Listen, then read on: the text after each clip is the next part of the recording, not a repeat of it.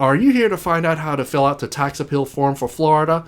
Then you're in the right place. If you're going to file a property tax in Florida, you're going to have to get a copy of the DR-486 VAB Petition Form. You should be able to find a copy of this on your county's property appraiser website or the Florida Department of Revenue website. The full name of this form is the Petition to the Value Adjustment Board Request for Hearing Form. Before you fill out the DR-486 VAB Petition Form, you should have already reached out to your county property appraiser's office first.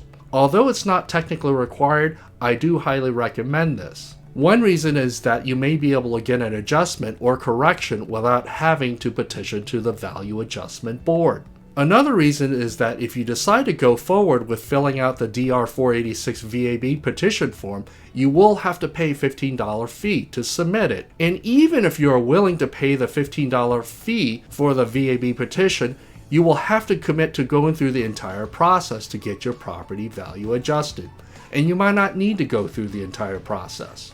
However, if you have firmly decided that you are absolutely committed to filing a VAB petition and pay the $15 fee, then by all means, let's get started. A disclaimer: I am not a lawyer, appraiser, or representative for any tax assessor's office. This video should not be considered official legal, financial, or professional advice. If you need official legal, financial, or professional advice, you should hire a professional to discuss your situation. I am only providing general information based on my personal research, experiences, and opinions. Contact your local tax assessor's office for official, county-specific information. For simplicity, I am going to assume you are a homeowner or a private landlord looking to file a VAB petition on a single-family home you own. However, you will see that this form can be used for many different types of property. If you have more than one property, you will simply fill out one VAB petition for each property or parcel you wish to petition. On the first line, you will leave that blank because the clerk of the VAB is supposed to fill it out. Under Part 1, there is the taxpayer information. Presumably, that's going to be you. For most people, it will be the name of the property owner. Generally speaking, the taxpayer name should be the name from the deed. For landlords and real estate investors,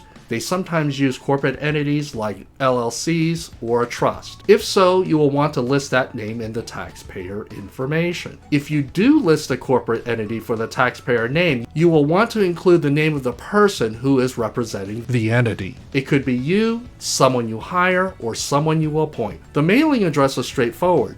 If you live at the property, you will simply list your home address. However, if you do not live at the property, you will probably want to use a P.O. box or whatever your preferred mailing address is. It should be a mailing address where you can safely receive important mail-in notices. Under the parcel ID, physical address, TPP, account box, you will get that information from your trim notice. In the next line, you list your preferred phone number and email address. I recommend that you check the email box if you want to receive email notifications. I personally do like email. I don't always like to wait for snail mail. However, otherwise you can expect mailed notices via USPS mail. Now, I'm going to assume you are filing on time before the mid-September deadline, so you should leave that box blank. In the next box, you have the option to not attend the hearing. However, I highly recommend that you or someone qualified attend the hearing if at all possible, especially if you're going to go through the trouble of paying $15 submitting evidence to win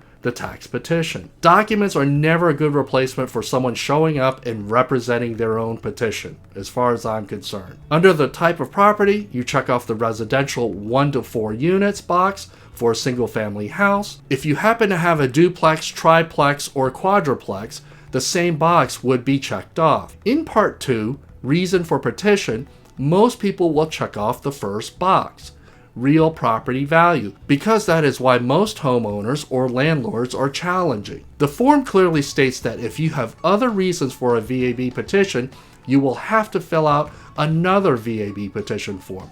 And of course, be prepared to pay another $15. In the next section, you should put in the number of minutes you expect to use to make your presentation and your case. Now, I'm a big believer in giving yourself some breathing room. So whatever the amount of time you think you need, I would certainly add 5 to 10 minutes to it to give you a little bit more cushion. No one is going to be upset at you if you decide to use less time than you requested. In the paragraph below, it says, you have the right to exchange evidence with with the property appraiser. I highly recommend doing this. Generally, most property tax petitioners, like you and I, are at a disadvantage to start with. By getting the property appraiser's evidence ahead of time, you will have a better idea of what you are dealing with and to formulate a better response during your hearing. At the bottom, you are given a reminder that if you do not pay the filing fee, the VAB petition will not be valid. Now let's move on to the second page, part 3. You have to sign and print your name and date it. Now I do recommend a blue pen.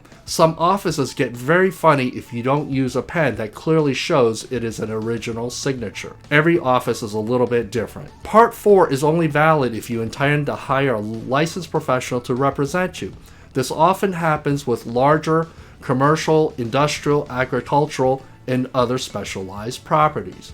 They will sign, print their name, and date the form. Part 5 is if you want to have a family member, friend, or other non-licensed person to represent you in this petition. They will have to sign, print their name, and date the form. If I'm able, I generally like to drive and walk these forms to the property appraiser's office so that they can time and date stamp it. However, I know that's not always practical. So if you decide to mail it in, don't forget to include your check or money order. You should follow up a few days later to make sure they received it in the mail. A good sign that they receive your VAB petition form is generally if your payment check clears the bank. If they deposited your check or money order, then they probably got your form and have processed it. The general instructions I have given you to fill out the DR-486 VAB petition form is the minimum you should do to preserve your property tax petition rights. You will need to assemble written evidence to support your position. This can include photos, sales comps,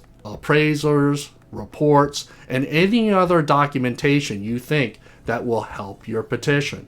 The specifics of doing all of this is beyond the scope of this video and can vary greatly depending on the type of property you have in your situation. When the VAB reviews your petition and accepts it, you will be assigned a case number and you should receive a written confirmation. For more information about the Florida property tax appeal process, I do recommend this video. If this video helped you, please hit the like button and then subscribe to this channel. Thank you for watching, and I will see you in my next video.